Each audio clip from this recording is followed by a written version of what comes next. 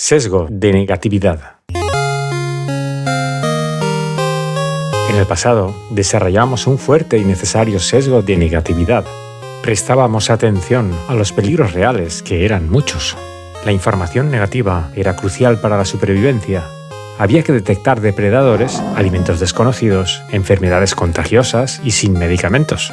Muchos robos y agresiones sin apenas regulación de leyes. Por eso, durante millones de años, cualquier desconocido que no fuera del pueblo o tribu siempre fue una amenaza real, en todos los sentidos.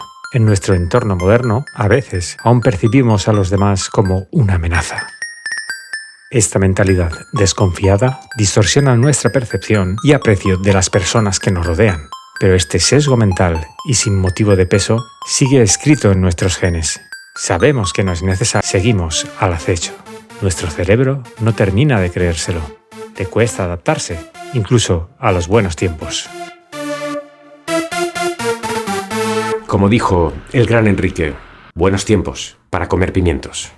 Tendemos a preocuparnos, creyendo así que estaremos más prevenidos, generando ansiedades y estreses excesivos.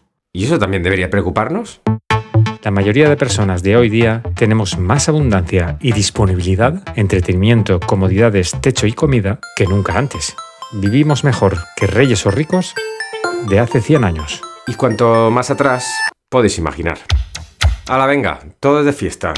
Que vuelva la ruta al bacalao.